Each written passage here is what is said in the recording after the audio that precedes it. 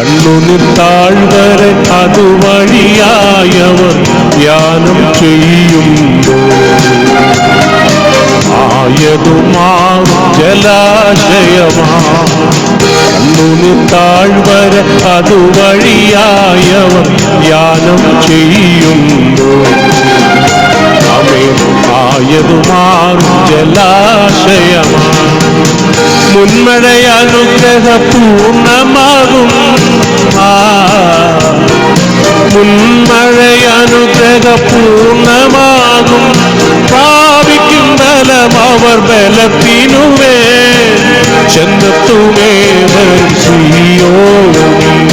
ചെന്നെത്തുമേ വരും സീയോനിൽ. സകല ലോകത്തിൻ്റെ രാജാവും എന്റെ കർത്താവുമായ നമ്മുടെ ദൈവം വാഴ്ത്തപ്പെട്ടവൻ. ആ ധന്യനിസ്തുല്യ നാമത്തിൽ വീണ്ടും ദൈവമക്കൾക്ക് ഹൃദ്യമായി സ്നേഹവന്ദനം അറിയിച്ചുകൊണ്ട് നമ്മുടെ ഒരു വചനധ്യാനത്തിലേക്ക് നിങ്ങളെല്ലാവരെയും സ്വാഗതം ചെയ്യാൻ. 84-ാമത്തെ സങ്കീർത്തനമാണ്. അതിൻ്റെ ഒരു ഭാഗമാണ് നമ്മൾ നമ്മുടെ ഒരു ഹ്രസ്വമായ ധ്യാനത്തിന് വേണ്ടി എടുക്കുന്നത്.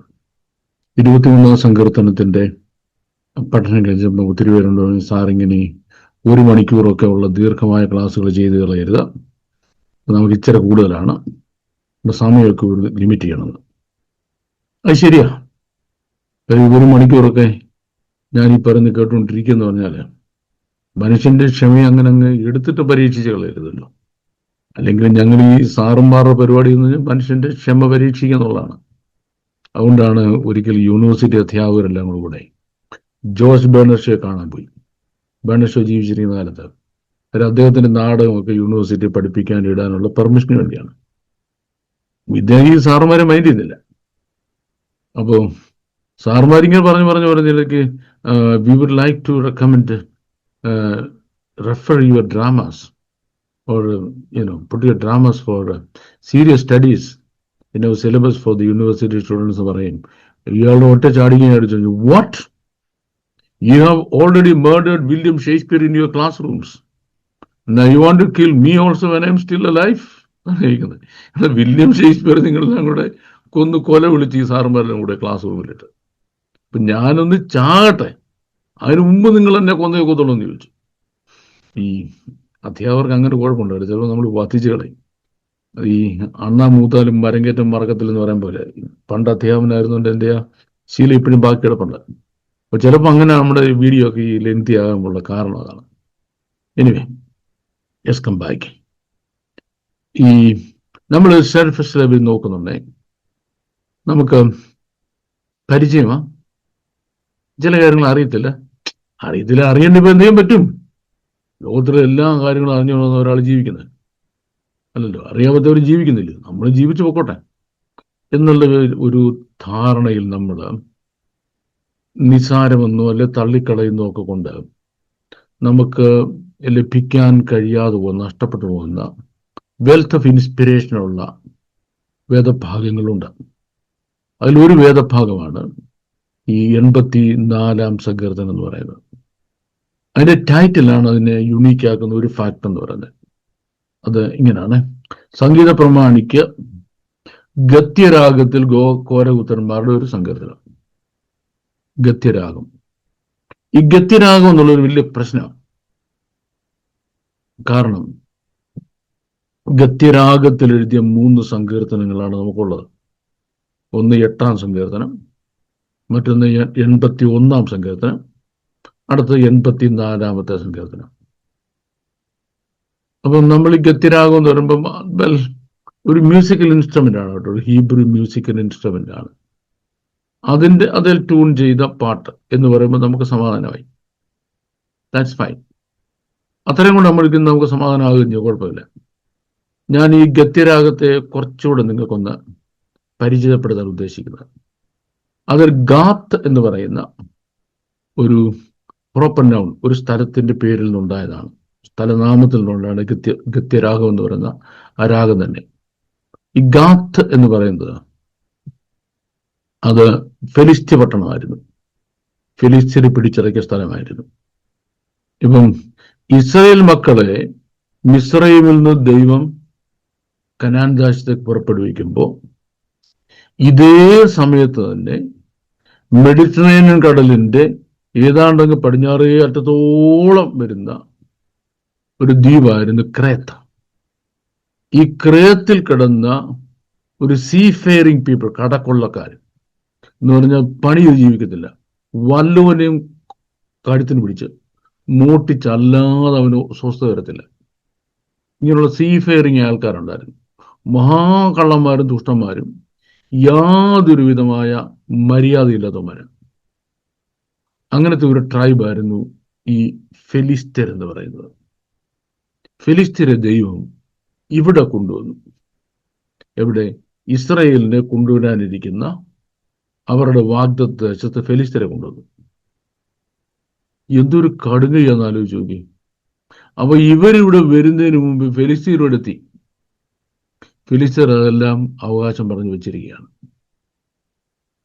അപ്പൊ ഈ ഫെലിസ്ത്യർ കാരണം എത്രയോ നൂറ്റാണ്ടുകളാണ് ഇസ്രയേലിന്റെ തലവേദന, എത്രയോ നൂറ്റാണ്ടുകളാണ് ഇസ്രയേലിന്റെ തലവേദനയായത്. ഇനിയും ഇന്ന് അവിടെ പാലസ്തീനികൾ എന്ന് പറഞ്ഞ കുറെ ആൾക്കാർ കിടപ്പുണ്ട്. അവര് ഫെലിസ്ത്യരുടെ പിൻഗാമികളെന്ന് പറഞ്ഞു, ചുമ്മാ കള്ളം പറയാം. അവരല്ല. അവര് ആരബ് വംശത്തിൽപ്പെട്ടവരും, അതായത് അവര് മിഡിൽ ഈസ്റ്റിൽ താമസക്കാരുമായിരുന്ന അതിപുരാതന വർഗങ്ങളാണ് അവര്. മിഡിൽ ഈസ്റ്റുകാരാണ് ഇവർ. മിഡിൽ ഈസ്റ്റുകാരല്ല, ഇവര് വേറെ വിഭാഗക്കാരാണ്. പറഞ്ഞല്ലോ, ഈ ക്രേത്ത് ഐലൻഡിൽ നിന്ന് വന്നവരാണ്. ദൈവം അവരെ അവിടെ കൊണ്ടുവന്നാക്കിയതാണ്. എവിടെ? ഇസ്രയേലിന്റെ വാഗ്ദത്ത ഭൂമിയിൽ. ഇത് നമ്മൾ പലപ്പോഴും മനസ്സിലാകാതെ പോകുന്ന, അല്ലെങ്കിൽ നമ്മുടെ ശ്രദ്ധയിൽ വരാത്ത ഒരു സത്യാവസ്ഥയാണ്. നമ്മുടെ വാഗ്ദത്തങ്ങളിന് മേൽ സാത്താന് ക്ലെയിമുണ്ടോ, അവകാശമുണ്ടോ? ഉണ്ട് എന്ന കാര്യം ആദ്യം മനസ്സിലാക്കാമെങ്കിൽ നമ്മുടെ ഒരു 50% ടെൻഷന് മാറിക്കിട്ടും. ഏത്? എന്റെ വാഗ്ദത്തമാണ്, സാത്താനെ തൊടാൻ പറ്റത്തില്ല.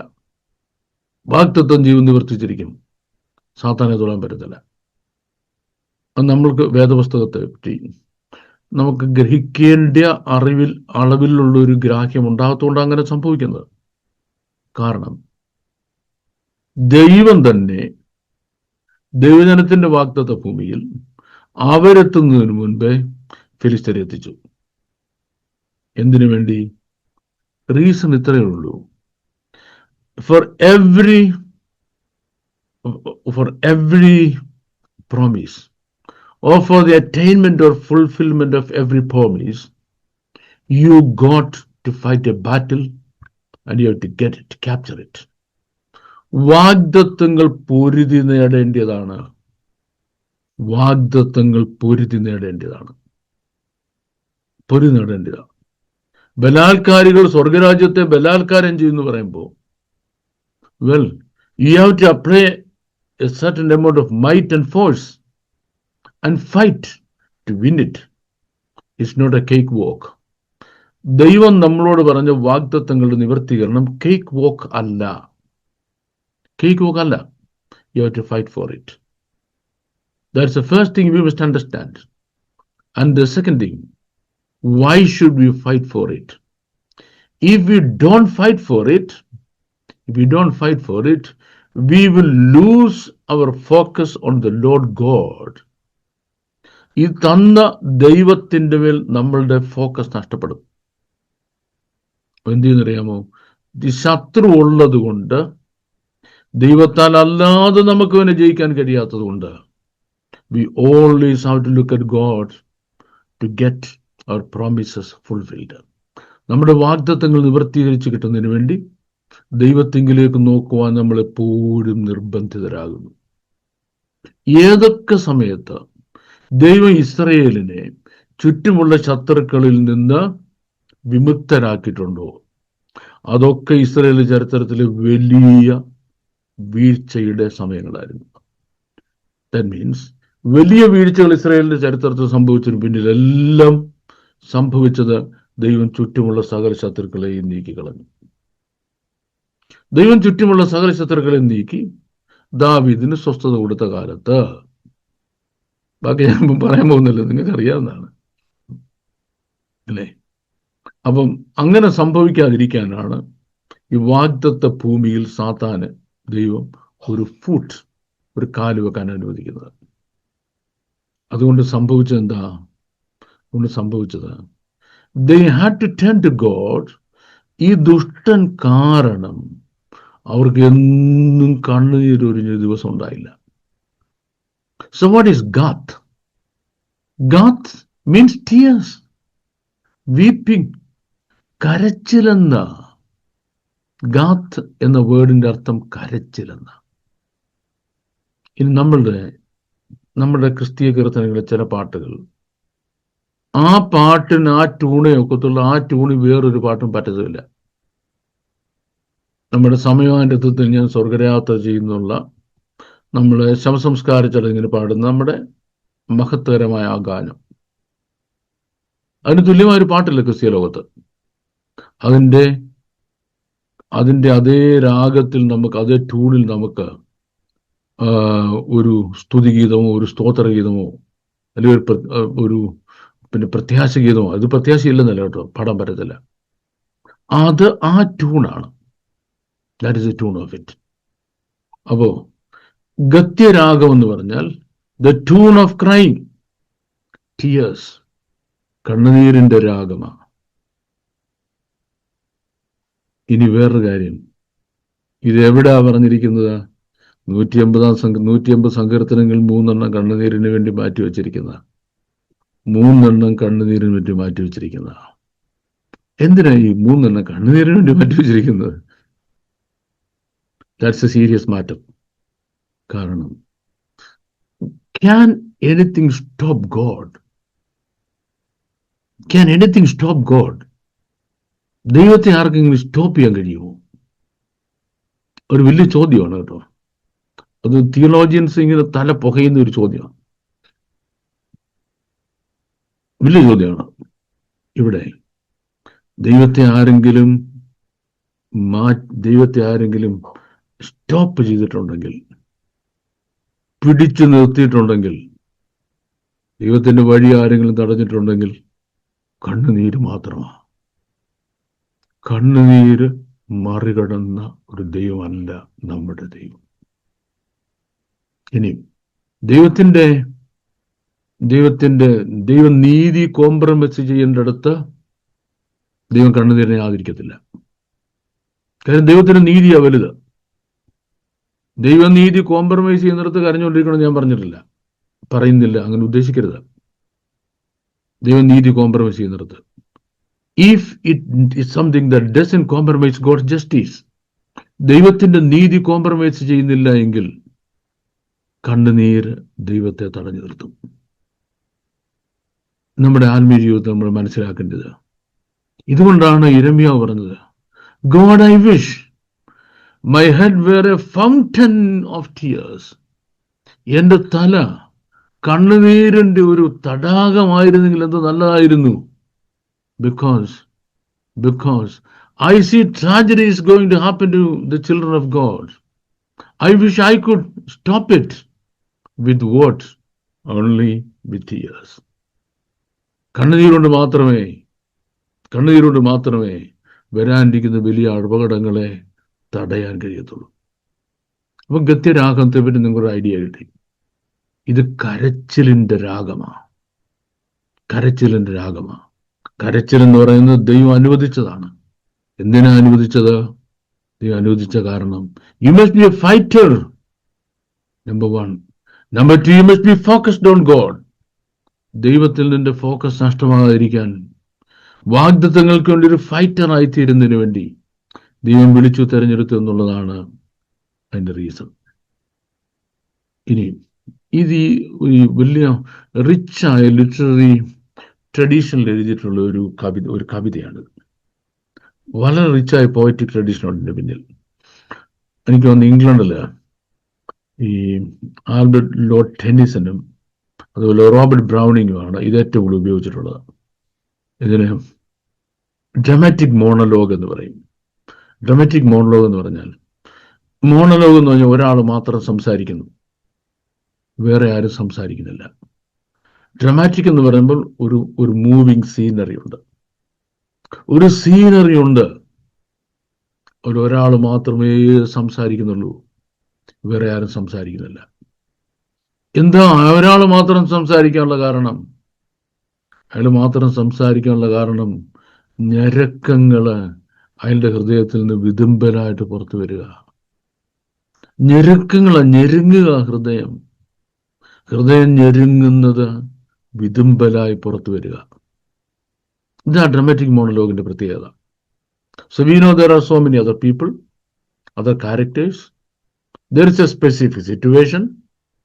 Nobody else got anything to say. വേറെ ആർക്കും ഒന്നും പറയാനില്ല. ഒരാൾ മാത്രം ഞെരുങ്ങുകയാണ്. Do I make any sense to you? ഇല്ലായിരിക്കും അല്ലേ? എനിക്കറിയാമത്. Unshareable burdens, unshareable pains. ആരുമായിട്ട് ഷെയർ ചെയ്യാൻ കഴിയത്തില്ല, ആരുമായിട്ട് പറയാൻ കഴിയത്തില്ല, കൂടെ കിടക്കുന്ന ആളിനോട് ഷെയർ ചെയ്യാൻ കഴിയത്തില്ല. അവർ കാണാതെ കണ്ണുനീർ ഒളിച്ചു വെക്കുക, തിരിഞ്ഞു കിടന്ന് കരയുക. നമ്മൾ കരയുകയാണെന്നുള്ള കാര്യം അടുത്ത കൂടെ കിടക്കുന്ന ആൾ അറിയാതിരിക്കാൻ, ജീവിതം കാണി അറിയാതിരിക്കാൻ തിരിഞ്ഞു കിടന്ന് കരയുന്ന ജീവിതത്തിന്റെ അനുഭവങ്ങൾ കൂടെ കടന്നു പോയവർക്ക് ഞാൻ ഈ പറയുന്ന നല്ലോണം മനസ്സിലാവും. തിരിഞ്ഞു കിടന്ന് കരയുക, അടുത്ത ആൾ ഉറങ്ങുക, നമുക്ക് ഉറക്കെ പോയിട്ട് എത്രയോ മണിക്കൂറായി, കരയുക. Only one person weeping and weeping. കാര്യം ആരോടും ഷെയർ ചെയ്യാൻ കഴിയത്തില്ല, ആരോടും പറയാൻ കഴിയത്തില്ല, ആർക്കും കേൾക്കാൻ സമയമില്ല, കേട്ടാൽ ആർക്കോട്ടും മനസ്സിലാകത്തുമില്ല. അങ്ങനെയുള്ള ജീവിതാനുഭവങ്ങളുള്ളവരുണ്ട്. അവർക്ക് ദൈവസന്നിധിയിൽ ഒരിടമുണ്ട്. They have a place and a space and a position and a possession. അവർക്കൊരു ഇടമുണ്ട്, ഒരു അവകാശമുണ്ട്, ഒരു സ്ഥലമുണ്ട്, ഒരു സ്ഥാനമുണ്ട് ദൈവസന്നിധിയിൽ. അതാണ് ഈ വേദപുസ്തകത്തിലെ ദൈവത്തെ പിൻപറ്റുന്നുള്ള പ്രത്യേകത. Because there is a space for me in his eternal plan. ദൈവത്തിന്റെ ഇറ്റേണൽ പ്ലാനിൽ, വലിയ പദ്ധതികൾ പ്ലാൻ ചെയ്യുന്നതിൽ എനിക്ക് ഒരു ഇടം ഉണ്ട്. എൻ്റെ കണ്ണുനീരിനൊരിടമുണ്ട്, എൻ്റെ സങ്കടങ്ങൾക്ക് ഒരിടമുണ്ട്, എൻ്റെ വേദനകൾക്കും ഒരിടമുണ്ട്. ഇന്ന് നമ്മൾ സങ്കീർത്തനത്തിലേക്ക് വരികയാണ്. സൈന്യങ്ങളുടെ ദൈവമായ യഹോവേ, തിരുനിവാസം എത്ര മനോഹരം. ആരാണിവര്? Well, they are yet another generation of poets called the sons of Korah. Korah പുത്രന്മാരെന്ന് വിളിക്കപ്പെടുന്ന അടുത്ത ഒരു ജനറേഷൻ ഓഫ് പോയറ്റ്സ് ആണ്. സംഗീതജ്ഞന്മാരെന്ന് പറയാം. അങ്ങനെ കുറെ പഠിച്ചിട്ട് സംഗീതജ്ഞന്മാർ. നമുക്ക് ഏതാണ്ട് പീരീഡ് എങ്ങനെ പറയാമെന്നറിയാമോ? ഇസ്രയേൽ കനാൻ ദേശത്ത് ചെന്ന് ന്യായാധിപന്മാരുടെ കാലം കഴിഞ്ഞപ്പോൾ രാജ്യം മുഴുവൻ തരിപ്പണമായി. ഓരോരുത്തരും അവനവന്റെ വഴിക്ക്. Everybody was alone to himself. വാളെടുത്തവനെല്ലാം വെളിച്ചപ്പാടായി. അങ്ങനെ ന്യായാധിപന്മാരുടെ പ്രശ്നം അവസാനിക്കുന്നത്. അവിടുന്ന് ഒരു ഓർഡറിലേക്ക് കൊണ്ടുവരുന്നതിന് വേണ്ടി ദൈവം കൊണ്ടുവന്ന രാജാവായിരുന്നു. ദൈവം കൊണ്ടുവന്ന അങ്ങനെ പറയാം നമുക്ക്, ശൗൽ രാജാവ്. And he brought the worst of disorders. ഒരു പക്ഷെങ്കിൽ ഫെലിസ്ത്യരെ ഏറ്റവും കൂടുതൽ സ്ട്രെങ്തൻ ചെയ്തൊരു മനുഷ്യൻ ഇയാളായിരുന്നു. Because his time, Philistines became too strong, so strong. കാരണം ദൈവത്തിന്റെ മൈൻഡ് സെറ്റ് മനസ്സിലാകത്തില്ല. ദൈവത്തിന്റെ മൈൻഡ് സെറ്റ് മനസ്സിലാകാത്ത ലീഡേഴ്സ് ജനത്തെ എപ്പോഴും പ്രശ്നത്തിലാക്കിക്കൊണ്ടിരിക്കും. Because they don't understand the mindset of God. They don't understand the mindset of God. ദൈവത്തിന്റെ മൈൻഡ് സെറ്റ് മനസ്സിലാക്കത്തില്ല. അത് കഴിഞ്ഞാണ് ദൈവം ദാവീദിനെ കൊണ്ടുവരുന്നതും. ദാവീദ് രാജാവായ ശേഷം സിയോൻ കോട്ട പിടിക്കാതിരിക്കുന്നു. അതിങ്ങ് സൗത്തില്ല, ഡൗൺ ഇൻ ദ സൗത്ത് ആണ്. ഇപ്പൊ നമുക്കൊരു കേരളത്തിന്റെ ഒരു ജിയോഗ്രാഫിക്കൽ ബാക്ക്ഗ്രൗണ്ട് എടുത്താൽ അതുപോലെ തന്നെയാണ് ഇസ്രായേൽ ദേശത്തിന്റെ. അപ്പൊ ഈ നമ്മൾ ഈ സിയോൻ കോട്ട എന്നൊക്കെ പറയുന്നത് നമുക്ക് എവിടെ നിന്ന് പറയാം? നമുക്ക് തിരുവനന്തപുരം നോക്കാം. ഏറ്റവും താഴെയില്ല തിരുവനന്തപുരം, താഴെയാണ്. ഇസ്രായേൽ മക്കളും ഇസ്രായേൽ വിട്ട കനാൻ ദേശത്തുകൂടെ പോകുമ്പം അവർക്ക് ഒരു സമാഗമന കൂടാരം ഉണ്ടായിരുന്നു. ഈ സമാഗമന കൂടാരം കൊണ്ടുവന്ന് അപ്പിന്റെ നോർത്ത് ഗിബിയോനിൽ അടിച്ചു. അവിടെയാണ് സമാഗമന കൂടാരം. അപ്പിന്റെ നോർത്ത് ഷീലോവിലെ തിരുനിവാസം എന്ന് പറയും. അത് കഴിഞ്ഞ് ശലോമോന്റെ കാലം കഴിഞ്ഞ് ദാവീദിന്റെ കാലമായപ്പം ദാവീദ് തീരുമാനിച്ചു യഹോവയുടെ തിരുനിവാസം സിയോൻ കോട്ടയിൽ കൊണ്ടുവരണം. താഴെ സിയോൻ കോട്ട പിടിച്ചടക്കിയ ശേഷം ദാവീദ് ഇത് അവിടുന്ന് ഷീലോവിൽ നിന്ന് തിരുനിവാസം കൊണ്ടുവന്ന് തൻ്റെ നഗരത്തിൽ സ്ഥാപിച്ചു. His plan was to build the temple of Jerusalem, which God stopped him from. Jerusalem ദേവാലയം പണിയാനാണ് തന്റെ ആഗ്രഹം, പക്ഷെ ദൈവം തടഞ്ഞു കളഞ്ഞു. But he had amassed a lot of gold and silver and precious metals. ഒരുപാട് സ്വർണവും രത്നങ്ങളും സമ്പാദിച്ചൊരു മനുഷ്യന്. അത്രയേറെ സമ്പാദിച്ചു കൂട്ടി ഒരു മനുഷ്യൻ ഇസ്രായേലിന്റെ ചരിത്രത്തിലില്ലെന്ന് പറയാം. ഇദ്ദേഹം ഇതെല്ലാം എക്സസ് ആയിട്ട് കൊണ്ട് നിറച്ചത് ഈ തിരുനിവാസത്തിനകത്താണ്. He made an extra beauty to it. അപ്പൊ തിരുനിവാസം കാണാൻ ഇടയാകുന്ന ആളുകൾ they were so shocked. എൻ്റെ ഈ ബ്രോക്കൺ ഇംഗ്ലീഷ് പറഞ്ഞാൽ ഫ്ലാബർഗാസ്റ്റഡ് എന്നൊരു ഇംഗ്ലീഷ് വേർഡുണ്ട്. ഫ്ലാബർഗാസ്റ്റഡ് എന്തോ അതിന് പറയുന്നേ? ഈ പാണ്ഡ്യയിൽ ഓരോയുടെ മുമ്പിൽ തവള വന്ന് ചാടിയ സ്ഥിതി ഉണ്ടല്ലോ, പിന്നെ നിൽക്കുക. ഫ്ലാബർഗാസ്റ്റഡ്, ഞെട്ടി നിൽക്കുക. അതായിരുന്നു തിരുനിവാസം ഇദ്ദേഹത്തിന്റെ കാലത്ത്. അപ്പം it become so famous and so popular.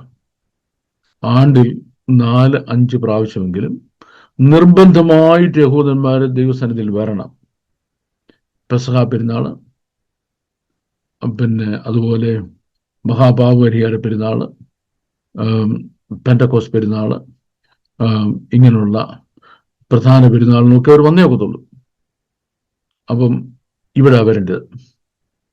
So A group of people, ഒരു കൂട്ടം ആളുകൾ from up in the north, നമുക്ക് എവിടെ നിന്ന് പറയാം?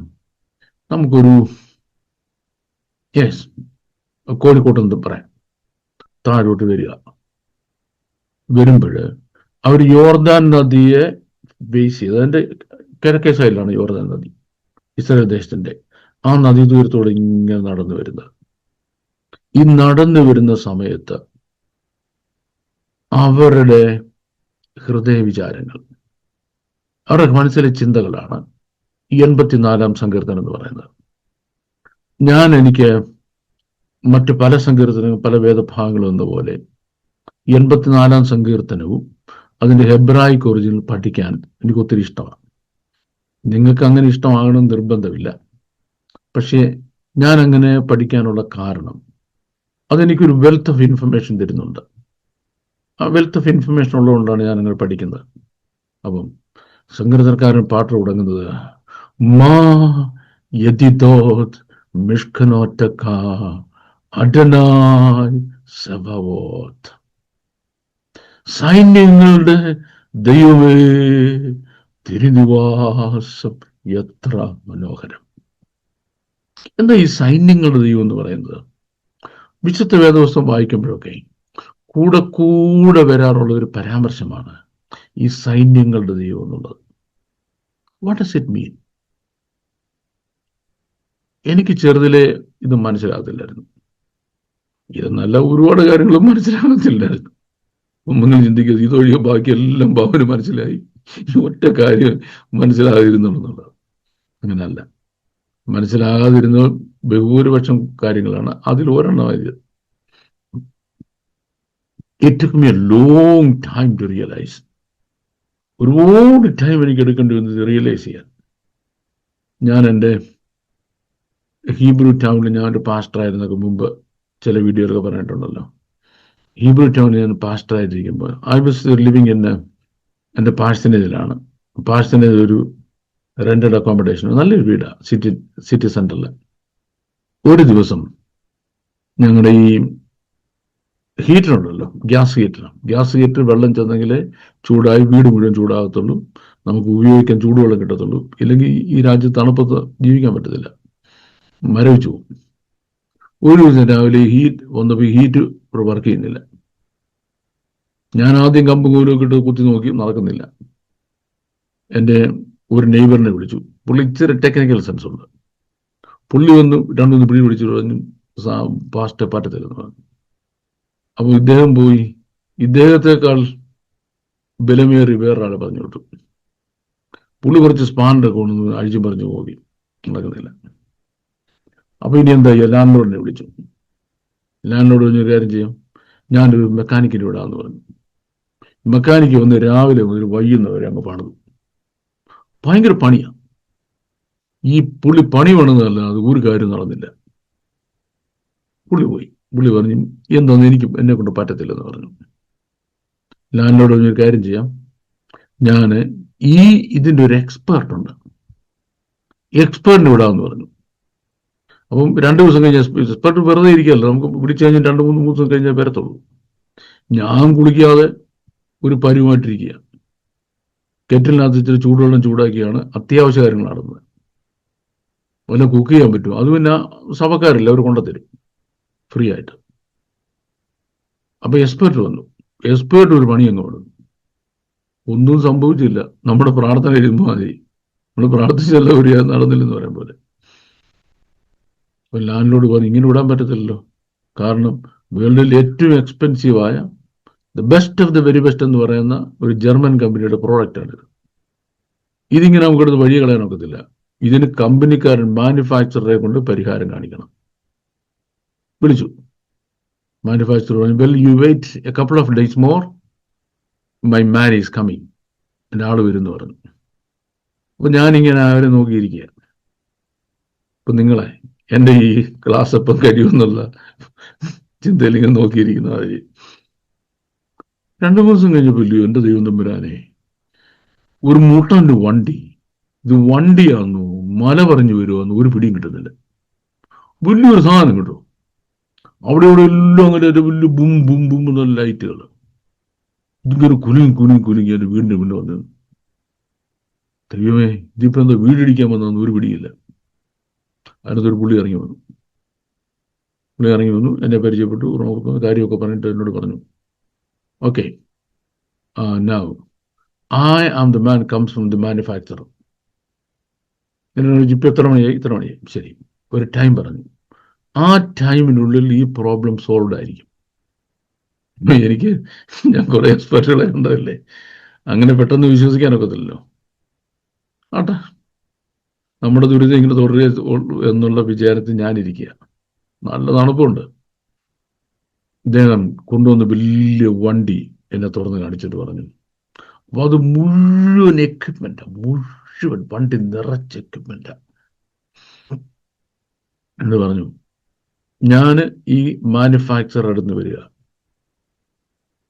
ഈ മെഷീന് എന്ത് തകരാറുണ്ടെങ്കിലും ആ തകരാറായ ഭാഗം, അതിന്റെ റിപ്പയർ ഇല്ല, അതിനെ നേരെ മാറ്റുക, ബ്രാൻഡ് ന്യൂ അടുത്ത സംഗതി എടുത്ത് അവിടെ ഫിറ്റ് ചെയ്യുക. ഇദ്ദേഹത്തിൻ്റെ കമ്പ്യൂട്ടറൊക്കെ ഉണ്ട് കേട്ടോ. കമ്പ്യൂട്ടർ അങ്ങോട്ട് മെഷീനിൽ പിടിപ്പിക്കും, ഓരോ ഭാഗത്തും. അപ്പം കമ്പ്യൂട്ടറിൽ കൂറുന്ന ശബ്ദം കേൾപ്പാം. പിന്നെ ഈ ഒരു പല കളറിലൊക്കെ ഇങ്ങനെ മാറി വരും. നമുക്കൊന്നും കണ്ടറിയത്തില്ല, നോക്കുക. ഏത് പാർട്ടാണ് കേടെന്ന് അയാൾക്ക് തോന്നിയാൽ അതിനെ റിപ്പയർ അവിടെ വെച്ചുകൊണ്ടിരിക്കുന്ന പരിപാടിയൊന്നുമില്ല. നേരെ അവനെ അഴിക്കുക, മാറ്റി വെക്കുക, ബ്രാൻഡ് ന്യൂ ആ ഒരു വേറൊരു പാർട്ട് അവിടെ കൊണ്ടുവന്ന് ഫിറ്റ് ചെയ്യുക. 2-3 മണിക്കൂർ എടുത്തു. എന്നോട് ഇയാൾ പറഞ്ഞതിന് 15 മിനിറ്റ് മുമ്പ് 100% ഓക്കെ ആയി എൻ്റെ മെഷീൻ. പോയി. I don't know whether I make any sense to you. കേട്ടോണം.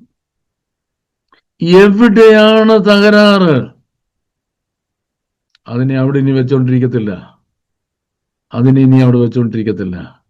അതിനെ എടുത്തു കളഞ്ഞിട്ട് തത്തുല്യമായ ബ്രാൻഡിനിയായ വേറൊന്ന് വെച്ച് പിടിപ്പിക്കാൻ കഴിയുന്ന ഒരു മാനുഫാക്ചറർ ഓരോ പ്രോഡക്റ്റിന്റെയും പിന്നിലുണ്ട് എങ്കിൽ ഈ പ്രപഞ്ചത്തിൽ ഉണ്ടാകുന്ന മുഴുവൻ പ്രശ്നങ്ങൾക്കും ഉണ്ടാകുന്ന മുഴുവൻ പ്രശ്നങ്ങൾക്കും നിന്റെ വ്യക്തിപരമായ ജീവിതത്തിൽ ഉണ്ടാകാൻ സാധ്യതയുള്ള സകല പ്രശ്നങ്ങൾക്കും നിന്റെ ശരീരത്തെ നശിപ്പിച്ചു കളയാൻ സാധ്യതയുള്ള സകല രോഗങ്ങൾക്കും നിന്റെ സാധ്യതകളെ അസ്തമിപ്പിച്ചു കളയാൻ കഴിയുന്ന സകല വെല്ലുവിളികൾക്കും ആദ്യം പരിഹാരം ഉണ്ടാക്കി വെച്ചു. എന്റെ പല ക്ലാസ്സുകളും ഞാൻ പറയുന്നതാണ്, ബറാ എലോകീം ലഅശോത്ത്. പേർപ്പസ് ആദ്യം ഉണ്ടാക്കി. അതിനാ God sees the end in the beginning എന്ന് പറയുന്നത്. God sees the end in the beginning. ആരംഭത്തിലെ അവസാനം കാണുന്ന ദൈവം എന്ത് ചെയ്തു? സകല പ്രശ്നങ്ങളുടെയും പരിഹാരം ദൈവം ഉണ്ടാക്കി. രോഗമാണോ? ആ എല്ലാ രോഗത്തിനും ഒരു പച്ചമരുന്ന്, പച്ചച്ചെടി ദൈവം സൃഷ്ടിയുടെ ആരംഭത്തിൽ നിന്ന് സൃഷ്ടിച്ചിരുന്നു. ഇനി അതല്ല, ഒരു നാച്ചുറൽ പവർ ആണോ, എ പെർട്ടിക്കുലർ ലൈറ്റ് ആണോ വേണ്ടിയത്? അതിനുള്ള മുഴുവൻ നക്ഷത്ര വ്യൂഹങ്ങളും ദൈവത്തിന്റെ ഗ്രിപ്പിൽ കൈപ്പിടിക്കാത്തുണ്ട്. Any other power, celestial power, വേറെ ഒരു സെലസ്റ്റിയൽ പവർ ആണോ വേണ്ടിയത്? ഒരു സെലസ്റ്റിയൽ പവർ ആണ് വേണ്ടിയത്. ഏത് എക്സ്റേയുടെ, ഏത് ECGയുടെ സഹായം വേണ്ടിയത്? Has god got it? ദൈവം സൃഷ്ടിക്കാത്ത ഒരു രശ്മിയും ഇല്ലല്ലോ, ഒരു രശ്മിയും ഇല്ലല്ലോ. Every power under disposal at god's finger tip, at god's finger tip. ഇത് മുഴുവനും ഫിംഗർ ടിപ്പിലുള്ള ആൾ. ഇതിനാണ് ഹീബ്രു ടെർമിനോളജിയിൽ സൈന്യങ്ങളുടെ ദൈവം എന്ന് പറയുന്നത്. അല്ലാതെ ആള് കൂട്ടി അടിക്കാൻ വരുന്ന ഗുണ്ടാ രാജാവ് എന്നല്ല എൻ്റെ അർത്ഥം. ആള് കൂട്ടി അടിക്കാൻ വരുന്ന. ഞാൻ ട്രിവാൻഡ്രത്ത് ജോലി ചെയ്യുന്ന സമയത്ത് ഒരിക്കൽ ലേറ്റ് നൈറ്റില് സിറ്റിയിൽ പോകുമ്പം വലിയൊരു അടി നടക്കുന്നു. അവിടെ വലിയൊരു ഗുണ്ടാ രാജാവുണ്ട്. അയാൾ പേര് ഞാൻ പറഞ്ഞില്ല. അയാളുടെ മരുമക്കളും കൊച്ചുമക്കളും ഇപ്പോഴവിടെ അങ്ങനെ തന്നെ കഴിയുക. ഒരുപാട് ഗുണ്ടകളുമുണ്ട്. ആരവിടെ ദേഷ്യം വന്നിട്ട് ഈ ഗുണ്ടകളെ വിട്ട് ഒരു പാവത്തിനെ എടുത്തിട്ട് അടിക്കുക. ഉളിവിലെ നേതാവ്, ഒത്തിരി ഗുണ്ടകൾ കയ്യിലുണ്ട്. അപ്പം ഇങ്ങനെയുള്ളൊരു ഗുണ്ടാരാജാവല്ല ദൈവം. But he has a definite answer, a definite solution, a definite remedy for every problem you have. നിന്റെ സകല പ്രശ്നങ്ങൾക്കും സകല ആവശ്യങ്ങൾക്കും കൃത്യമായ ഒരു പരിഹാരം തൻ്റെ കയ്യിലുണ്ട്. അതുകൊണ്ടാണ് എൻ്റെ ഗ്രാൻഡ് ഫാദർ വേട്ടമല ഫിലിപ്പോസ് ഒരിക്കൽ പാടി, ആവശ്യം സകലവും അറിയുന്നു, നാൾ തോറും ഭാരങ്ങൾ ചുമക്കുന്നു, മധ്യസ്ഥം നമുക്കായി ചെയ്യുന്നു, വാസവും മേന്മയായി ഒരുക്കുന്നു, സ്തുതികളിൽ അധിവസിക്കുന്നവനെ സ്തുതിക്കണം ഭക്തർ നാം അനുനിമിഷം. ആവശ്യം സകലതും അറിയുന്നു, നാൾതോറും ഭാരങ്ങൾ ചുമക്കുന്നു. ഇതാ സൈന്യങ്ങളുടെ ദൈവം. മാ യദിദോത് മിഷ്കനോട്ടക. മാ യദിദോത് മീൻസ് ഇൻഎക്സ്പ്ലിക്കബിളി ബ്യൂട്ടിഫുൾ. ഭാഷ പരാജയപ്പെട്ടു പോകും. ഈ ദൈവത്തിന്റെ തിരുനിവാസം, മിഷ്കൻ എന്ന് പറഞ്ഞാൽ തിരുനിവാസം എന്ന, മിഷ്കനോട്ടക, അങ്ങയുടെ തിരുനിവാസം.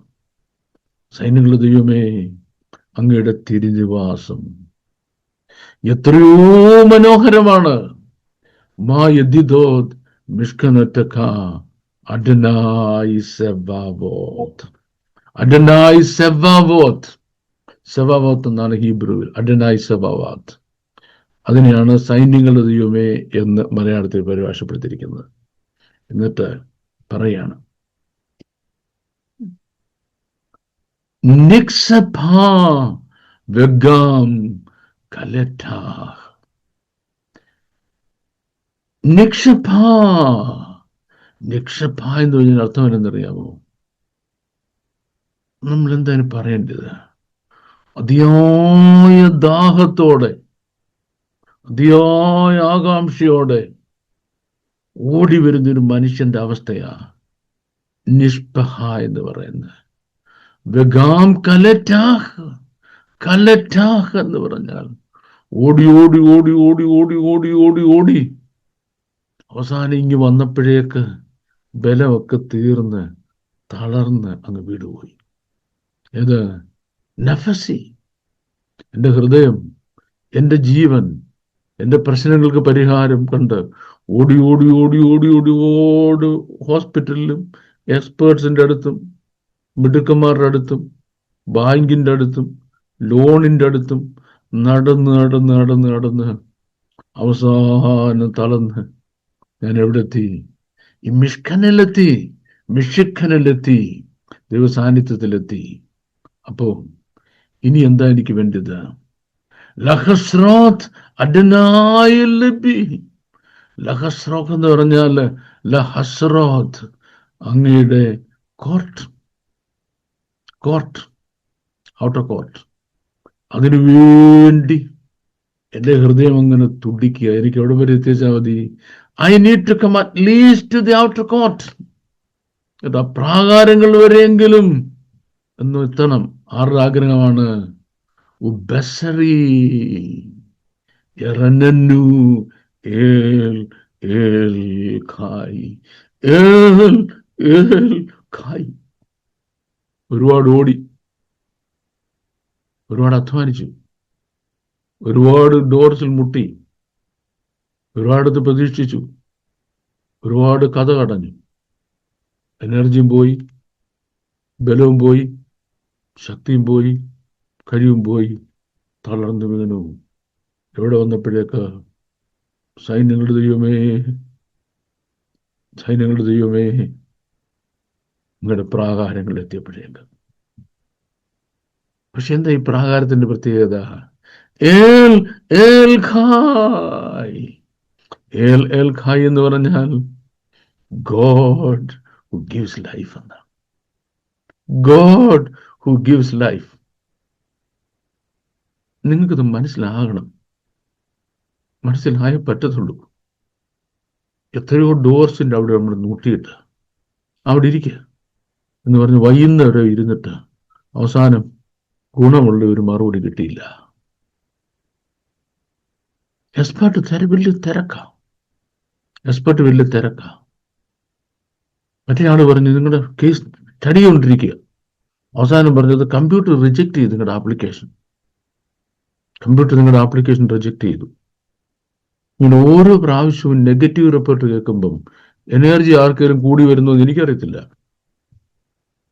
എൻ്റെ അവസ്ഥ അങ്ങനല്ല. ഒരുപാട് നെഗറ്റീവ് റിപ്പോർട്ട് കേട്ട് എനർജി മുഴുവനും തകർന്നു പോയി തളർന്ന ഒരു മനുഷ്യനാണ്. പക്ഷെങ്കിൽ സൈന്യങ്ങളുടെ ദൈവമേ,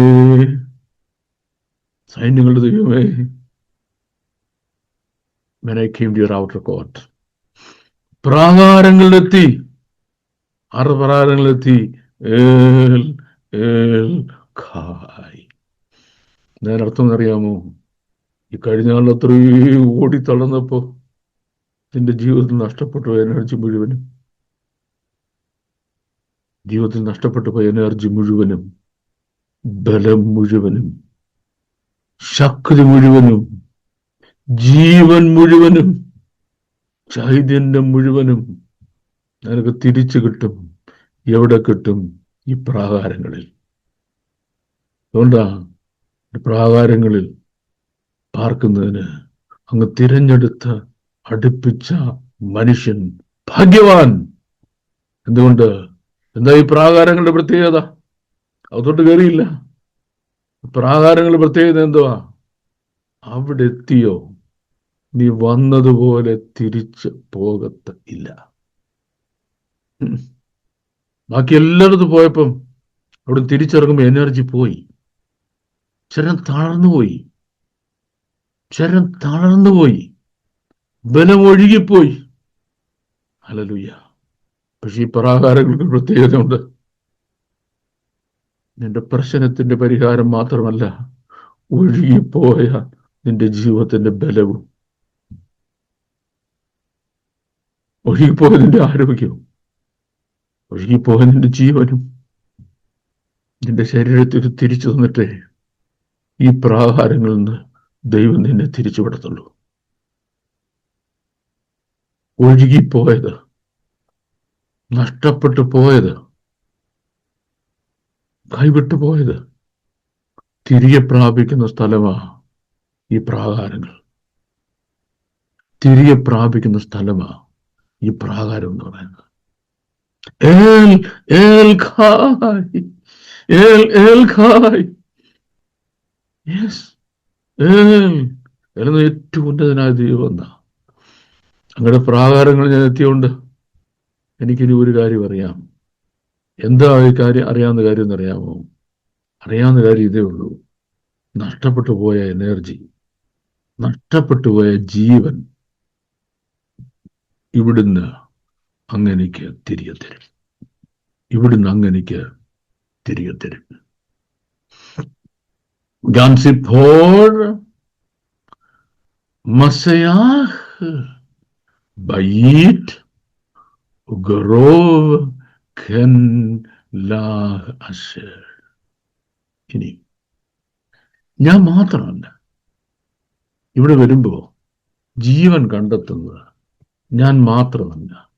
എന്നെക്കാട്ടിൽ ബലഹീനനും വേറെ ഒരിടത്തും അഭയം കെട്ടാത്തവരും വേറെ ഒരിടത്തും ആശ്വാസം കണ്ടെത്താൻ കഴിയാത്തവരും സേഫ്റ്റി ഇല്ലാത്തവരും സുരക്ഷിതത്വം കണ്ടെത്താൻ കഴിയാത്ത കുറെ ആൾക്കാരുണ്ട്. ഒരു കൂട്ടാരെന്നറിയാമോ? കുരിയല. മറ്റൊരു കൂട്ടുകാരെന്നറിയാമോ? മീവൽ പക്ഷിയ. മീവൽ പക്ഷിയ എന്താണെന്നറിയാമോ? അവർക്കൊരു കൂട് കെട്ടണം. അവർക്കൊരു കൂട് കെട്ടണം. അവർക്കൊരു മുട്ടയിടണം. അവർ കുഞ്ഞുങ്ങളെ വിരിച്ചിറക്കണം.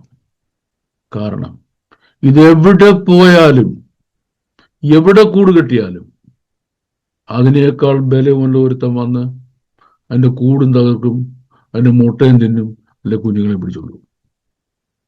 ഇതാ ഇവരുടെ പ്രോബ്ലം. ഇതാ ഇവരുടെ പ്രോബ്ലം. ഈ സങ്കീർത്തനത്തെ പറ്റി പറയുന്ന ചില സ്റ്റഡീസിലൊക്കെ ഈ ഇദ്ദേഹം പണിത ദാവീദ് പണിത കൂടാരം തിരുനിവാസം വലിപ്പമുള്ളതായിരുന്നെന്നും, അപ്പൊ അവിടെ അതിന്റെ മണ്ടയ്ക്ക് പക്ഷികൾക്കൊക്കെ കൂട് കെട്ടാനുള്ള ഇടമുണ്ടായിരുന്നു, യാഗപീഠത്തിന്റെ കൊമ്പ് ഒത്തിരി വലുതായിരുന്നു എന്നൊക്കെ പറയുന്നുണ്ട്. ഞാൻ അത്രയും ബിസാറായ സ്റ്റഡീസിലേക്ക് പോകുന്നില്ല. കാരണം എനിക്ക് അതിനെ ഒന്നും സബ്സ്റ്റാൻഷിയേറ്റ് ചെയ്യുന്നതിനുള്ള തെളിവുകളില്ല, നല്ല സ്റ്റഡീസിലില്ല. Let's not go there. ഇതൊരു പോയറ്റിക് ലാംഗ്വേജ് ആണ് കേട്ടോ. പോയറ്റിക് ലാംഗ്വേജാ. എന്താ ഈ പോയറ്റിക് ലാംഗ്വേജ് പ്രത്യേകം എന്നറിയാമോ? ഇത് കുറെ കൂടെ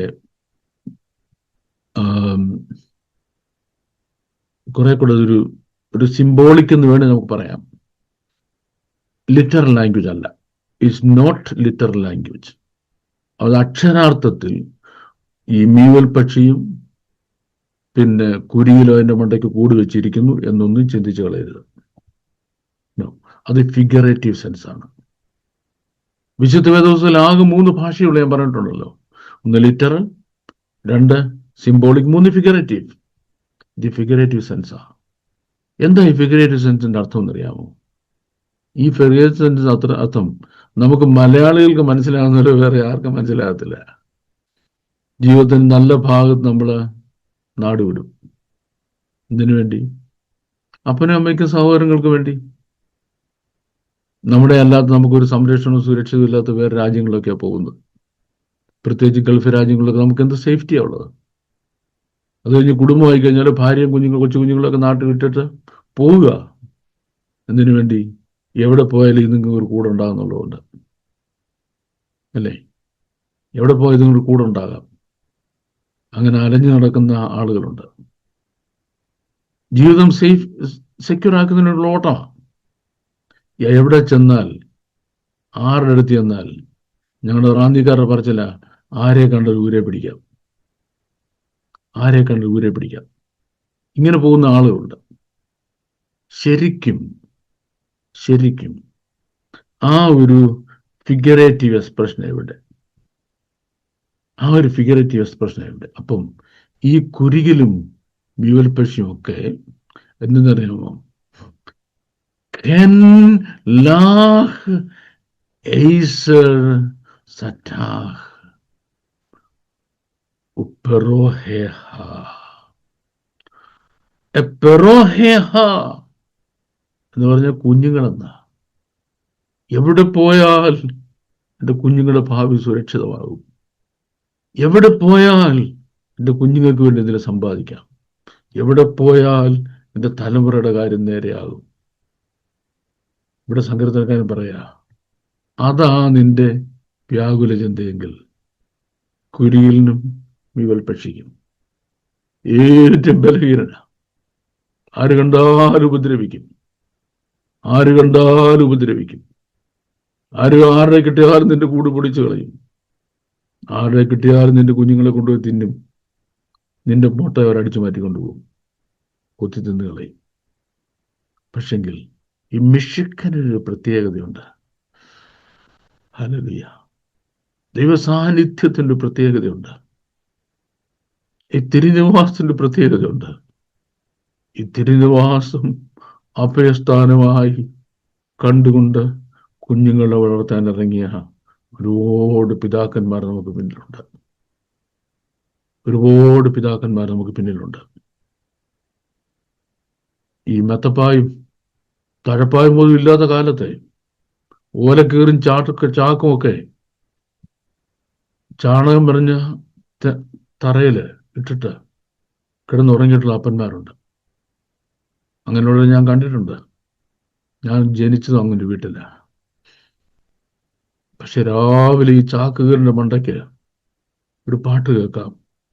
പ്രാർത്ഥന കേൾക്കണമേ കർത്താവേ. അല്ലേ? ചുളമകാലത്ത് 4 മണിക്ക് കേൾക്കുന്നത് അതാ. കുരിയിലും മ്യൂവൽപക്ഷിയും കുഞ്ഞുങ്ങൾക്ക് കൂട് കണ്ടെത്തി. ഇവിടെ കണ്ടെത്തി ആ യാഗപീഠങ്ങളിൽ, ആ തിരുനിവാസത്തിൽ. എവിടെ കണ്ടെത്തി? എവിടെ കണ്ടെത്തി? പ്രാകാരങ്ങൾ കണ്ടെത്തി. എന്താ അതിന്റെ പ്രത്യേകം എന്നറിയാമോ? ആ പ്രാകാരങ്ങളിൽ അഭയം കണ്ടെത്തിയ ആർക്കും അവിടെ വിട്ട് വേറൊരിടത്ത് പോകേണ്ടി വന്നിട്ടില്ല. രണ്ടാമത്തെ കാര്യം, അവരെ അവിടുന്ന് ആരും ഓടിച്ചു വിട്ടിട്ടില്ല. രണ്ടാമത്തെ കാര്യം. മൂന്നാമത്തെ കാര്യം, അത്രയും സേഫായ ഒരു സ്ഥലം ഈ ലോകത്ത് വേറെ ഒരിടമില്ല. ഇതുപോലെ ഈ പ്രാകാരങ്ങളെ പോലെ പ്രാകാരങ്ങൾ സേഫായ സ്ഥലം വേറൊരിടത്തില്ല എന്ന് പറയാണ്.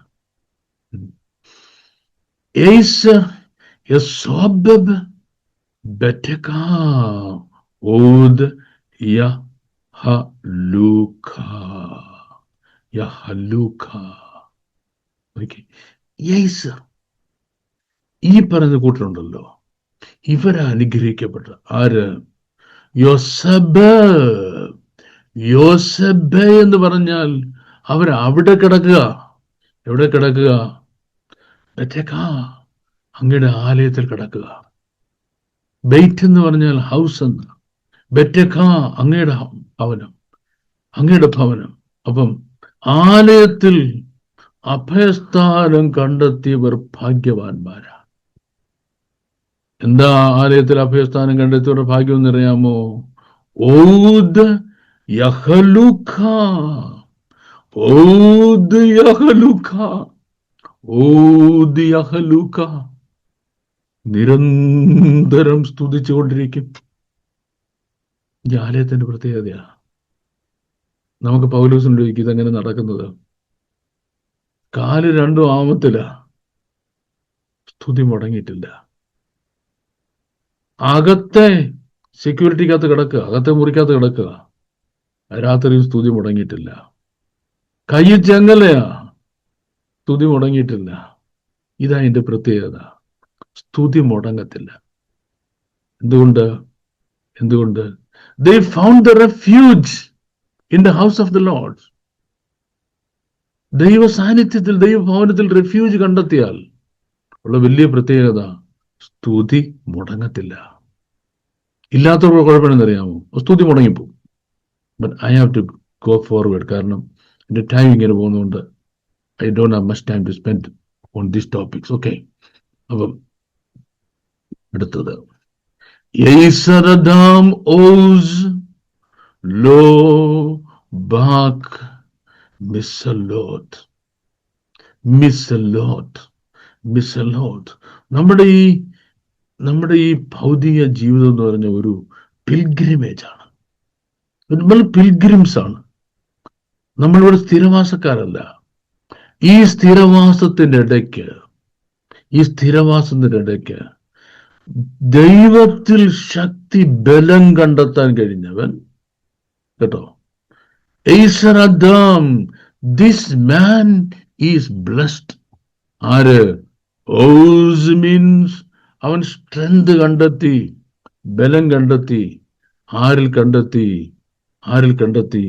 ദൈവത്തിൽ ബലം കണ്ടെത്തി. And his heart is set on the Lord. ഹൃദയം കർത്താവിൽ സെറ്റ് ചെയ്ത് വെച്ചുകൊണ്ടിരിക്കുന്നതാണ്. അടുത്തതാണ് എൻ്റെ ബോണ്ട് ഓഫ് കണ്ടൻഷൻ. അവിടെ നിർത്താം. ഒബെറൈ ബെമക് അബാഖ മയാൻ യസിറ്റുഹു ഗാം ബറക്കോത്ത് യറ്റഹ് മോറേഹ്. ഇത്ര ഞാനൊന്ന് പറയാൻ പോകും. നമുക്ക് മലയാളത്തില് കണ്ണുനീര് താഴ്വരയിൽ കടക്കുമ്പോൾ അവരതിനെ ജലാശയമാക്കി തീർക്കുന്നതാണ്. ബോറേ മീൻസ് കടന്നു പോകുന്നവർ. ഇതിലെ കടന്നു പോകുന്നവർ. ബെമക് ഈ താഴ്വരയിൽ കൂടെ കടന്നു പോകുന്നവർ, കേട്ടോ. ബോറേ ബെമക് ഈ താഴ്വരയിൽ കൂടെ കടന്നു പോകുന്നവർ. ഏത് താഴ്വരയിൽ കൂടെ കടന്നു പോകുന്നവര്? അബ്ബാഖ എന്ന് പറഞ്ഞാൽ കണ്ണുനീരിന്റെ താഴ്വര എന്ന. എന്താ ഈ കണ്ണുനീരിന്റെ താഴ്വര എന്ന് പറഞ്ഞാൽ? അതിന് ഒന്നിലധികം അർത്ഥമുണ്ട്. ഒരർത്ഥം എന്ന് പറയുന്നത്, ബാഖ എന്ന് പറയുന്നത് ഒരു ചെടിയാ. ബാഖാവൃക്ഷങ്ങൾ. ദാവീദ് ഒരിക്കല് തന്റെ ശത്രുക്കളെ പിൻഗമിക്കാൻ ചെന്നപ്പോൾ ദൈവം പറഞ്ഞു, നീ അവരെ ഓടിക്കുമെന്ന് പറഞ്ഞു. അവരെ ഓടിച്ചു. ദാവീദ് ജയിച്ച് തിരിച്ചു വന്നു കഴിഞ്ഞപ്പോണ്ടല്ലോ, നോക്കിയപ്പോ അതേ പുള്ളിക്കാരൻ വീണ്ടും വരുന്നു. The enemy he once defeated coming back. ഒരിക്കൽ ജയമെടുത്ത വിഷയങ്ങൾ ജീവിതത്തിൽ വീണ്ടും തിരിച്ചു വരും. ഒരിക്കൽ ജയമെടുത്ത വിഷയങ്ങൾ തിരിച്ചു വരും. ദാവീദിന്റെ വിഷയത്തിൽ ജീവിതത്തിൽ തിരിച്ചു വന്നു. ദാവീദ് ദൈവത്തോട് ചോദിച്ചു, ഞാൻ എന്താ ചെയ്യേണ്ടത്? നീ പയ്യെ ഇവിടെ ഇറങ്ങിയിട്ട ആ ബാഖാവൃക്ഷങ്ങളുടെ താഴ്വര ഉണ്ടല്ലോ, അവിടെ പോയി നീ ഇരിക്കണം, അടങ്ങിയിരുന്നോണം. എത്ര നേരം ഇരിക്കണം? ബാഖാവൃക്ഷങ്ങളുടെ മുകളിലൂടെ അണിയണിയായി നടന്നു വരുന്ന ഒരു ശബ്ദം നീ കേൾക്കും. നിന്റെ ദൈവമായ കർത്താവ് തന്റെ സൈന്യത്തെ അയച്ചിരിക്കുക നിന്റെ വിഷയത്തിന് പരിഹാരം ഉണ്ടാക്കാൻ. യെസ്, അതാ ബാഖയുടെ ഒരർത്ഥം. ബാഖ ആ വൃക്ഷത്തിന് ബാഖാവൃക്ഷം എന്ന് പറയാൻ കാരണമുണ്ട്. കാരണം അതിൻ്റെ പോളൻ മനുഷ്യനെ കരയിപ്പിക്കുന്ന, മീൻസ് കണ്ണിന് വെള്ളം വരുന്ന. That is one thing. It's one meaning of it. The second meaning ഇവിടെ ആപ്ലിക്കബിൾ ആയ കാര്യം, സെക്കൻഡ് കണ്ണുനീരുന്ന, അക്ഷരാർത്ഥത്തിൽ കണ്ണുനീരുന്ന. ഇനിയും ഇവിടെ ഒരു ലിറ്ററൽ സെൻസ് ഉണ്ട്. ഈ കണ്ണുനീർ താഴ്വര എന്താ ഞാൻ പറയാൻ പോവാം.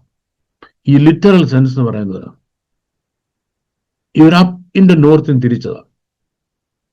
ഓരോ 15 മൈൽ യാത്ര ചെയ്യുമ്പോഴും 80 മൈൽ ഡിസ്റ്റൻസ്. ഓരോ 15 മൈൽ യാത്ര ചെയ്യുമ്പോഴും ഇവർ അവിടെ ഒരു ടെന്റ് കൂട്ടും. അവിടെ ഒരു സ്റ്റേഷനുണ്ട്. ആ സ്റ്റേഷനിൽ എല്ലാവരും കൂട്ടിരുന്ന് ഭക്ഷണമൊക്കെ പാകം ചെയ്ത് കഴിച്ച് വിശ്രമിച്ചിട്ട് രാവിലെ ടെൻ്റൊക്കെ മടക്കിയിട്ട് വീണ്ടും തിരിക്കും. ഇങ്ങനെ തിരിച്ച് ഏതാണ്ട് ലാസ്റ്റ് ബട്ട് വൺ അവസാനത്തെ ഇവരുടെ സ്റ്റേഷന് മുമ്പുള്ള സ്റ്റേഷന്റെ പേരാണ് ഏതാ? ഈ കണ്ണുനീർ താഴ്വര എന്ന് പറയുന്നത്.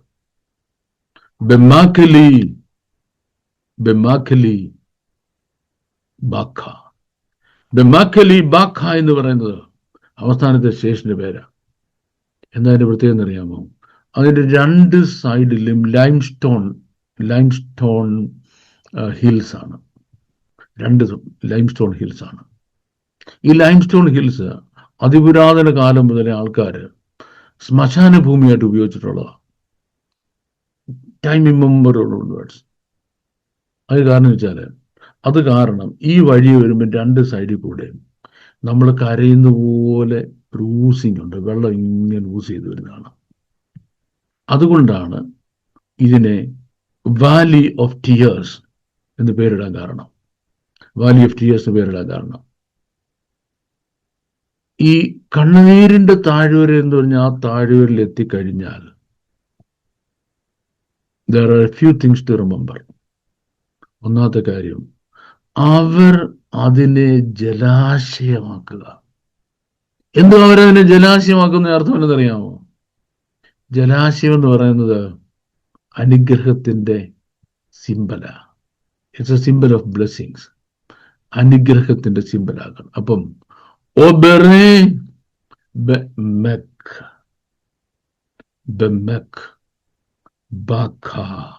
ബാഖ എന്ന മെക്കിൽ കൂടെ പോയവർ അവരെന്ത് ചെയ്യുന്നു? മയ്യാൻ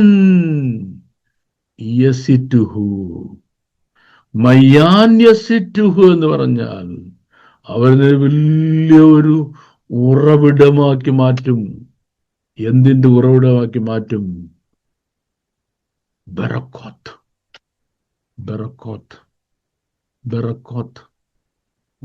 ബ്രാഖ എന്നല്ല പറഞ്ഞത്, ബറക്കോത്ത്. ബ്രാഖ എന്ന് പറഞ്ഞാൽ ഒരനുഗ്രഹം എന്നാ. ബറക്കോത്ത് എന്ന് പറഞ്ഞാൽ അനവധിയായ അനുഗ്രഹങ്ങളെന്ന്. ഒരു ഭക്തൻ കണ്ണുനീരിന്റെ താഴ്വരയിൽ കൂടെ കടന്നുപോയാൽ അനേകായിരങ്ങൾക്കത് പിൽക്കാലത്ത് അനുഗ്രഹത്തിന്റെ ഉറവിടമായി മാറും. അതുകൊണ്ടാ കണ്ണുനീരിന്റെ താഴ്വരയിൽ ഭക്തന്മാരെഴുതിയ പാട്ടുകൾ പതിറ്റാണ്ടുകൾ എത്ര കഴിഞ്ഞാലും നൂറ്റാണ്ട് കഴിഞ്ഞാലും ഇന്നും ജനത്തെ പിടിച്ചു നിർത്തുന്നത്. അതുകൊണ്ടാണ് കണ്ണുനീരിന്റെ താഴ്വരയിൽ ഭക്തൻ കടന്നുപോയ ജീവിതാനുഭവങ്ങൾ അനേകരെ ബലപ്പെടുന്നത്. ഇതിനെപ്പറ്റി പൗലോസ് പറഞ്ഞത്, ഞങ്ങൾ അനുഭവിക്കുന്ന കഷ്ടങ്ങളിൽ ഞങ്ങൾ ആശ്വാസം കണ്ടെത്തുക. ഞങ്ങളുടെ കഷ്ടങ്ങളിൽ നിന്ന് ഞങ്ങൾക്ക് ലഭിക്കുന്ന ആശ്വാസം കൊണ്ട് കഷ്ടം അനുഭവിക്കുന്ന നിങ്ങളെ ഞങ്ങൾ ആശ്വസിപ്പിക്കുക. പലപ്പോഴും ദൈവങ്ങൾ കഷ്ടത്തിലാകുമ്പം അവർക്ക് മനസ്സിലാകാത്തൊരു കാര്യം, Father, why I'm in this pain? Why I'm in this agony? Why I'm in these unstoppable tears? തടഞ്ഞിരുത്താൻ കഴിയാത്ത കണ്ണുനീരിൽ ഞാൻ എന്തിനാ വന്നു പോയത്? മറുപടി, ഇവിടെ ഞാൻ നിന്നെ ബലപ്പെടുത്തും. ഈ കണ്ണുനീർ ഒഴുകി അത് അനുഗ്രഹത്തിന്റെ വലിയൊരു ജലാശയമായി തീരും. അനേകായിരങ്ങൾക്ക് അനുഗ്രഹത്തിന്റെ ജലാശയമാക്കി നിന്നെ മാറ്റുന്നതിനാ നിന്നെ കണ്ണുനീര് താഴ്വരയിൽ കൂടെ കടത്തിവിട്ടുന്നത്. So why I should be disappointed? പ്രസവവേദന അനുഭവിക്കുന്ന ഒരു അമ്മ ഡിസപ്പോയിന്റഡ് ആണോ? അല്ലല്ലോ. കാരണം എന്തുകൊണ്ടാ? ഈ വേദന കഴിയുമ്പം ഒരു മുഖം തന്നെ കൈ കിട്ടും അല്ലേ? ഞാൻ അനുഭവിക്കുന്ന ഈ കഷ്ടങ്ങളിലെല്ലാം അനേകായിരങ്ങൾക്ക് ആശ്വാസമാകുന്നതിന് ദൈവം തിരിച്ചു വിടുമെന്നുള്ള വലിയ ഉറപ്പ് ഹൃദയത്തിൽ വരണം. കണ്ണുനീർ താഴ്വരയിൽ കൂടെ കടക്കുമ്പോൾ, കണ്ണുനീർ താഴ്വരെ അവർ ജലാശയമാക്കി മാറ്റും എന്ന് പറഞ്ഞാൽ they make it a fountain of blessings. അനുഗ്രഹത്തിന്റെ ജലാശയമാക്കി മാറ്റും. They don't avoid it. ഈ ദൈവസന്നിധിയിലേക്ക് യാത്ര ചെയ്യുന്നവരുടെ പ്രത്യേകത, അവർ കണ്ണുനീർ താഴ്വരെ ഒഴിവാക്കി യാത്ര ചെയ്യുന്നവരല്ല. ഒരുപാട് പേർക്കും ഈ എക്സിക്യൂട്ടീവ് ഇവാഞ്ചലിസം ആയിരിക്കും ഇഷ്ടം. എക്സിക്യൂട്ടീവ് ഇവാഞ്ചലിസം അറിയാമല്ലോ. പക്ഷെ ദൈവം പലപ്പോഴും തരുന്നത് കണ്ണുനീരിന്റെ വഴിയെ നടത്തുക. നീ ദൈവസന്നിധിയിലേക്കാ പോകുന്നത്. പക്ഷെ പോക്കിന്റെ വഴിയിൽ ദൈവം വെച്ചിട്ടുണ്ട് ഒരു കണ്ണുനീർ താഴ്വര. അവിടെ അതിന്റെ പേർപ്പസ് പറഞ്ഞു, അനേകർക്ക് അനുഗ്രഹത്തിന് ജലാശയമാകാനാ. തീർന്നോ? തീർന്നില്ല. അവിടെ നിനക്ക് എന്ത് കിട്ടുന്നറിയാമോ? You have a former rain. അവിടെ ആ ഒരു ഫോർമർ റെയിൻ കിട്ടുന്നത്. I have no time to explain the former rain and latter rain. ഞാൻ ഓർത്തിരുന്ന അടുത്തൊരു വീഡിയോ ചെയ്യാം. Former rain and latter rain അടുത്തൊരു വീഡിയോ ചെയ്യാം. ഈ വീഡിയോയുടെ സ്പേസിൽ അനുവദിക്കാത്തതുകൊണ്ടാണ്. അവിടെ മുൻമഴ കിട്ടുന്നത്. ഇനി അടുത്ത സ്റ്റേഷന്റെ പേര് ദ പ്രസൻസ് ഓഫ് ഗോഡ് എന്നാണ്. കണ്ണുനീർ താഴ്വരയാ നിന്റെ അവസാനത്തെ ഗതികേട്. അതിൽ കൂടെ കടന്നുപോയാൽ നീ പുറത്തു വരുന്ന എവിടാ? മുങ്ങിച്ചാകുന്ന ജീവിതാനുഭവങ്ങളല്ല. അവിടുന്ന് പുറത്തു വരുന്നത് ദൈവസന്നിധിയിലേതാണ്. That's where you are going to see the real presence of God, the real touch of God, the experience of being with